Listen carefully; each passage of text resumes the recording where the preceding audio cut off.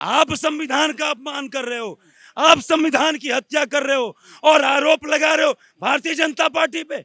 संविधान ऐसे आप लहरा रहे हो और आपसे पूछा जाता है संविधान में कितने पन्ने हैं, तो टाइट ऑफिस तो ऐसे साइज दिखाते हो संविधान का और उसके बाद कहते हो हमको बालक बुद्धि कहा जाता है।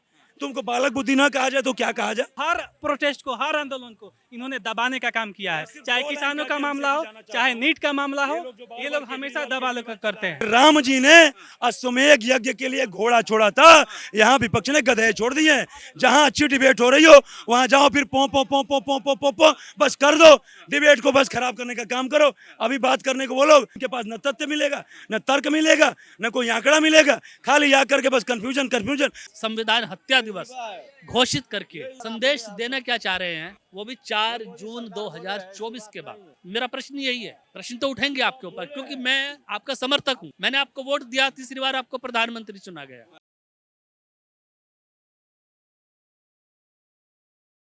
25 जून को अब जो है देश में संविधान हत्या दिवस के रूप में मनाया जाएगा, इसकी घोषणा केंद्र सरकार ने कर दी है।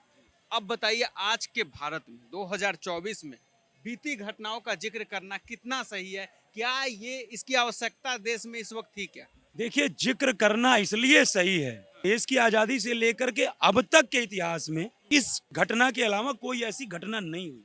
इसको याद दिलाना इसलिए जरूरी है कि देश के युवाओं को यह याद रहे कि हमारे देश में ऐसा भी हो सकता है। तो इसके लिए एक डे घोषित करने की क्या आवश्यकता थी, वो भी हत्या शब्द के साथ, संविधान हत्या दिवस। अगर हत्या हुआ होता वाकई में, तो क्या नया संविधान देश को नहीं मिला होता? संविधान तो आज वही है।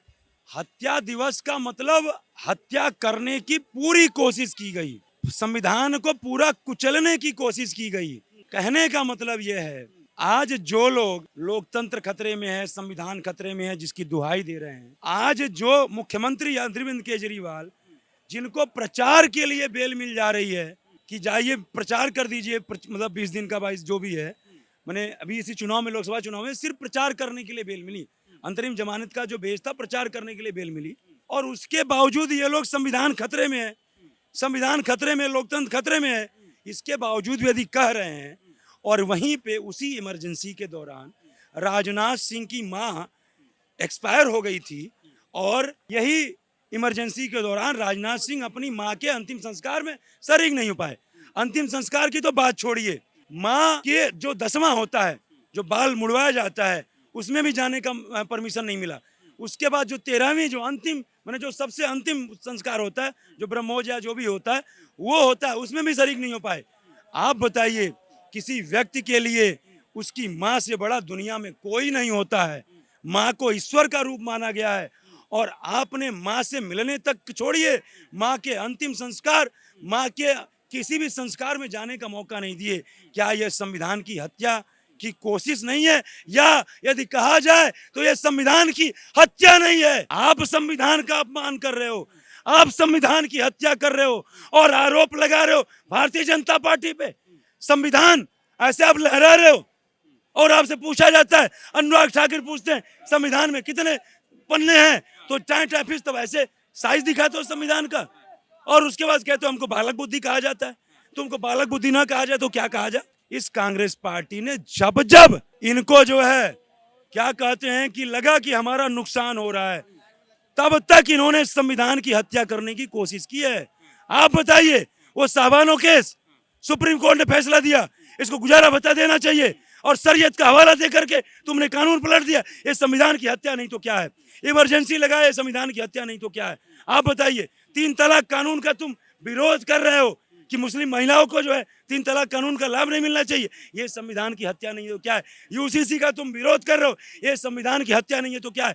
ये बताइए, जब मुस्लिम 1 वोट दे रहा है तो उसका भी 1 वोट काउंट हो रहा है, हम भी 1 वोट, हम हिंदू हैं, दे रहे हैं, हमारा भी 1 वोट काउंट हो रहा है। तो जब वोट हमारा समान काउंट हो रहा है तो कानून अलग अलग क्यों भाई?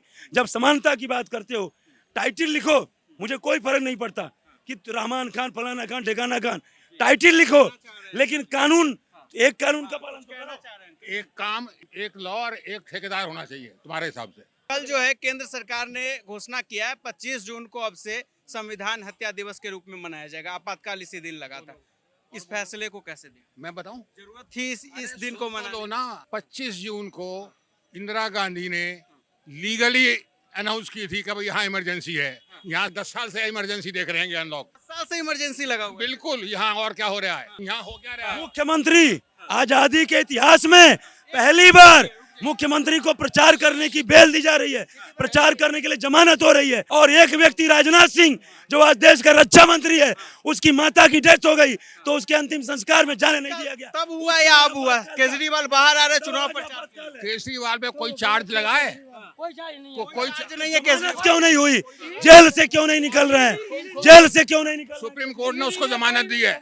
और ये जो सीबीआई ने किया है ना, उसका अभी तक कोई अता पता नहीं है। कोई है कुछ उसका? कोई है? आपको लगता है देश में आपातकाल इस वक्त लगा हुआ? इस वक्त तो उससे भी ज्यादा लगा हुआ है, 25 जून से उससे भी ज्यादा लगा हुआ है। आज ये चाचा ऐसे राह चलन से एक चैनल के माध्यम से अपनी बात कह दे रहे हैं, बोल रहे हैं। और उस समय ये कहा गया था कि जो बात भी नहीं कह पाते थे, आज तो आपने अपना बात कहा। देखो सुनो, जब इमरजेंसी लगी थी ना, हम लोग बिल्कुल टाइम से जाते थे, टाइम से आते थे, किसी को कोई फर्क नहीं था। और जो गए थे ना, सरकार के खिलाफ बोलने पे सर जेल में डाल दिया जाता था, इतना हमने सुना है सर। छापने तक नहीं दिया, अखबार लिखने तक नहीं दिया। खुलकर विरोध भी कर सकते हैं ना सर। कौन कर रहा है? पत्रकारों को जेल में गिराया जाता है जो विरोध करते हैं। सर आज सरकार का आप अगर विरोध करते आपको जेल में नहीं डाला जाएगा, तब डाल दिए। कौन कह रहा है? जो नए कानून बनाए ना, उसमें तो तुम बेल भी नहीं मिलेगी तुम्हें 10 साल तक। जो नए कानून 10 साल तक बेल भी नहीं। इसलिए फिर एक बार बोल रहा हूँ कि राम जी ने अश्वमेध यज्ञ के लिए घोड़ा छोड़ा था, यहाँ विपक्ष ने गधे छोड़ दिए। जहाँ अच्छी डिबेट हो रही हो वहाँ जाओ, फिर पो पो पो पो पो पो पो पो बस कर दो, डिबेट को बस खराब करने का काम करो। अभी बात करने को बोलो तो न तो इनके पास न तथ्य मिलेगा, न तर्क मिलेगा, न कोई आंकड़ा मिलेगा, खाली आ करके बस कंफ्यूजन। और बताइए, इस यहाँ पे इतने सारे लोग बैठे हैं, कह रहे हैं तब इमरजेंसी नहीं थी, आज इमरजेंसी है। ऐसा ही भ्रम फैलाओगे तो बार बार बोलोगे तो जो बेचारे अनमेच्योर्ड लोग हैं, दिमाग में नफरत आएगी। और वही मैं कह रहा हूँ, पत्रकारों को अखबार छापने तक नहीं दिया गया। जो लिखे लोग जानते हैं, आपको भी पता होगा तब क्या हुआ था और आज क्या देश में हो रहा है। क्या लग रहा है, आपातकाल आज वाकई लगा हुआ है क्या, या तब लगा? देखिए, एक होता है घोषित आपातकाल, एक होता है अघोषित। तो जो इंदिरा गांधी के टाइम पे लगा था वो घोषित आपातकाल था और उसका खमियाजा उनको भुगतना पड़ा। अभी जो है अघोषित 10 साल आपातकाल रहा है। आपने तानाशाही दिखाई, आपने हर जन के मुद्दे को आपने हवाई कर दिया। सिर्फ अपना काम किया है, अपने मन की बात की, कभी जन की बात नहीं। मन का काम किए हैं, कभी जन का काम नहीं किए हैं। तो इसलिए जनता ने इनको सबक सिखा दिया। अभी आपके उपचुनाव थे, इसमें भी पता चल जाएगा। स्टेट का इलेक्शन होने दीजिए, पता चल जाएगा। अब रहे राहुल गांधी की बात, तो राहुल गांधी ने संसद भवन में सिर्फ जन की बात की है। चाहे वो अग्निवीर का मामला हो, चाहे महंगाई हो, बेरोजगारी है, नीट का मामला हो, जो भी बातें आप उनको बैल बुद्धि करके लिपापोती कर रहे हो भाई। तो आप कहाँ जा रहे हो? आज आप खुलकर कैमरे पे सरकार के खिलाफ बोल रहे हैं, ये आपातकाल हुआ क्या? तब ऐसा नहीं हो पाता था। देखिए आप मेन स्ट्रीम का मीडिया आप देख लीजिए, वो दिन भर क्या चलाते हैं। आप तो एक मरा हुआ नागरिक पैदा करते हैं ना। आप पूरे मेन स्ट्रीम का मीडिया देख लिया, 1200 करोड़ आप सरकार से लेते हो सरकारी विज्ञापन के नाम पे, और बीजेपी का प्रचार करते हो। और हर जन के मुद्दे को, हर प्रोटेस्ट को, हर आंदोलन को इन्होंने दबाने का काम किया है। चाहे किसानों का मामला हो, चाहे नीट का मामला हो, ये लोग हमेशा दबा करते हैं। 2 मिनट में अपनी बात और बहुत ही फ्लो में बोल के जा रहा हूँ। देखिए ऐसा है ना, जो कोर्ट होता है ना, कोर्ट में कभी एक पक्ष भारी पड़ता है, कभी दूसरा भारी पड़ता है, लेकिन ये अनुमान नहीं लगा सकता कि ये जीतेगा। वो अंत में जा करके जिसके पक्ष में सबूत होता है उसकी जीत होती है। तो ये जो लोग कह रहे हैं कि इनको जमानत मिल गई, ये कहीं कोई नहीं है। एक लाइन में कह देता हूँ कि बकरे की माँ कब तक खैर मनाएगी, बहुत जल्द आप खत्म हो जाएगी, बहुत जल्द आप खत्म हो जाएगी। भ्रष्टाचार के विरुद्ध बनी थी जो पार्टी, जनता को क्या पता था ये भी भ्रष्टाचार में लिप्त हो जाएगी, बहुत जल्द आप खत्म हो जाएगी। इसको नोट कीजिएगा, धीरे धीरे ये शुरुआत हो गई है। देखिए, सत्य परेशान हो सकता है, पराजित नहीं हो सकता। तो अभी जो आरोप जो आप भ्रष्टाचार के लगा रहे हो, आप देखिए सेंट्रल एजेंसियां जो है वो केंद्र सरकार को रिपोर्ट करती है। मोदी जी ने साफ साफ कहा सांसद भवन में कि हमने जांच एजेंसियों को खुली छूट दे रखी है। वो खुली छूट किसके लिए? सिर्फ अपोजिशन के लिए। जब कोई भी बीजेपी का लीडर उसमें इन्वॉल्व होता है तो वहाँ पे FIR भी लॉन्च नहीं होती है। तो कहीं ना कहीं आप सरकारी एजेंसियों का मिस यूज करते हैं। जब आप अपोजिशन में थे, जब वो गुजरात के सीएम थे, आप उनके पूरे बयान को उठा लीजिएगा, वो हमेशा ये कहते आए हैं कि सेंट्रल एजेंसियों का मिस यूज हो रहा है, चाहे सीबीआई हो, जो चाहे संविधान हत्या दिवस घोषित करने की जरूरत थी या नहीं थी? हमेशा से, सुनिए देखिए, हमेशा से बीजेपी का नीति रहा है, एक तो आप जन का काम करके आप जाइए, और एक है कि आप अपोजिशन को टारगेट करके जाइए। तो ये सारी चीजें सिर्फ अपोजिशन टारगेट करने का है। चाहती है देश के जो लोग हैं याद रखे उस दिन को, क्या हुआ था, ना भूले, शायद इसीलिए घोषित। देखिए, देश को तो कोरोना काल में जो लाशें बही उसको भी याद करना पड़ेगा, जो गुजरात में दंगे हुए थे वो भी याद करनी पड़ेगी। आरोप लगा रहे हैं ये तब से कि आपातकाल तब नहीं, आपातकाल आज लगा हुआ। अभी जो 25 जून संविधान हत्या दिवस घोषित किया गया है, मेरा सिर्फ एक ही प्रश्न है, आपने किया चलो ठीक है कि पूरा देश इसको इतिहास जब भी खोल के देखे, इसको याद किया जाए कि इस दिन क्या हुआ था, तो मालूम पड़ेगा इस दिन देश में इमरजेंसी लगी थी। लेकिन मेरा प्रश्न यही है वर्तमान सरकार से, मोदी सरकार से, कि ये संविधान हत्या दिवस 4 जून के परिणाम आने के बाद ही क्यों? 10 वर्ष आपने शासन किया, 25 जून 10 बार आया।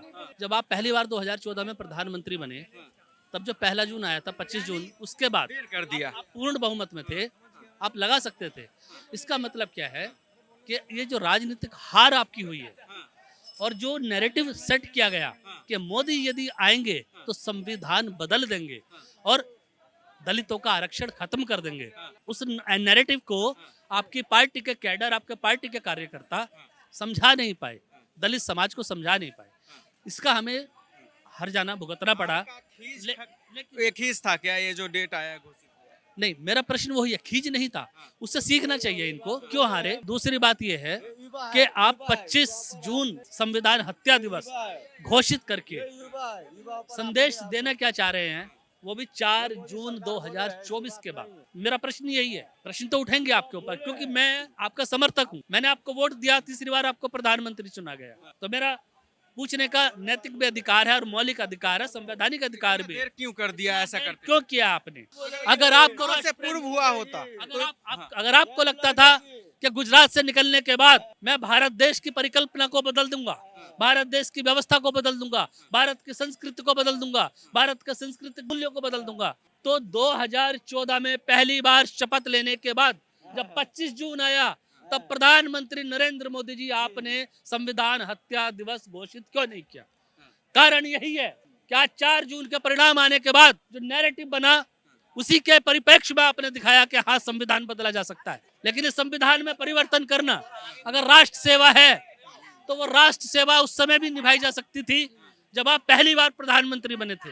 हमारी जो भावनाएं हैं उनका सम्मान हर व्यक्ति करता है, हर राजनीतिक दल करता है, लेकिन ऐसे राजनीतिक दल भी इसी संसद के भीतर बैठे हैं जो हिंदुओं को हिंसक बोल रहे हैं, कहते हैं मैं गीता को नहीं मानूंगा, खुलेआम बोलते हैं, लेकिन ये भी तो नहीं बोलते कि मैं बाइबल को मानता हूँ। पता तो चले आप क्रिश्चियन हो के बोल रहे हो, आप बोल रहे हो कि हाँ मैं क्रिश्चियन हूँ। अगर आप गीता को नकार रहे हो कि मैं गीता को नहीं मानता, तो आप स्वीकृति दो कि मैं बाइबल को मानता हूँ। आप तो कुछ बोलते ही नहीं हो, क्या बोलते हो आप? सिर्फ हिंदुओं की भावनाओं को आहत करने वाले बयान देकर आपको लगता है कि आप हिंदुओं की राजनीति को आने वाले भविष्य में साध लेंगे। पैदल यात्रा चलकर 50-60 हजार किलोमीटर की आप हिंदू वोट को इकट्ठा कर पाएंगे? ये नहीं होगा, ये नहीं होगा। और मोदी जी को भी राजनीति के जो उनके अपने मूल्य हैं उनको बैठकर सोचना है कि राजनीति आज आपकी गठबंधन की राजनीति है, आप स्वतंत्र नहीं है कोई भी फैसला लेने के लिए, क्योंकि कुछ फैसले ऐसे होते हैं जहां पर विरोधी दल जो आपको समर्थन दे रहे हैं वो उसका प्रतिकार करेंगे। कोई राज्य के लिए 50,000 करोड़ मांगेगा, कोई 1 लाख करोड़ मांगेगा और आपको देना पड़ेगा। ये पैसा देश की जनता के टैक्स पेयर्स का है और इस पैसे से ही भ्रष्टाचार हो जाता है। आपने देखा ना दिल्ली के अंदर आज जो है 10 राज्यों में उपचुनाव हो रहा था, बाईपोल हो रहे थे, उसके नतीजे आए 10-2 आंकड़े रहे। इंडिया गठबंधन 10, बीजेपी 2। लगभग पहाड़ों पे जितनी जगह चुनाव हुई है, उपचुनाव में भाजपा की हार हुई है। यहाँ तक कि बद्रीनाथ में भी भाजपा की हार हुई है, देवभूमि है। क्या लग रहा है ये 10-2 जो नतीजे रहे बाईपोल में, भाजपा की बड़ी हार, जो भाजपा अभी बहुमत हासिल करके आ रही है लोकसभा से, क्या फर्क रहा होगा? आखिर कहाँ हार गई? उत्तराखंड में उपचुनाव जो हुए उन पर 2 सीटों की हार भारतीय जनता पार्टी को चेतावनी। मैं उत्तराखंड की अगर बात करूं तो उत्तराखंड में हारने का जो मुख्य कारण उनका ये रहा कि वहाँ पर मुसलमानों ने पलायन किया, वो स्थिति पैदा हुई। हल्द्वानी भी हमने देखा, लेकिन हम लोग उनको ये समझाने में नाकामयाब रहे कि जो आपने सरकारी भूमि पर अपने घर बना रखे थे, बुलडोजर उन पे चला था, आपकी अपनी पैतृक भूमि पे नहीं चला था, या जो आपकी अपनी भूमि थी। नैरेटिव बना दिया गया उत्तराखंड में पहाड़ों से मुसलमानों का पलायन किया जा रहा है। इसलिए मुसलमान वोट एक लामबंद होकर भारतीय जनता पार्टी के खिलाफ चुनाव में उन्होंने वोट दिया, और इसकी वजह से मुसलमानों के वोट इकट्ठा पड़ा और वो सीटें वहाँ पे जीती। क्या अयोध्या में भी, फैजाबाद में भी यही वजह रही है? नहीं, वहाँ पर क्या हुआ, वहाँ पर संविधान की हत्या हो जाएगी, दलितों का आरक्षण छीन लिया जाएगा, ये नैरेटिव बनाया गया, और इस नैरेटिव को भारतीय जनता पार्टी तोड़ने में, भारतीय जनता पार्टी के कार्यकर्ता समझाने में नाकामयाब रहे। दलित समाज भोला समाज है, वो समझ नहीं पाया इस चीज को कि नैरेटिव सेट किया गया है, और इस नैरेटिव का हमें दूरगामी परिणाम भुगतने पड़ेंगे।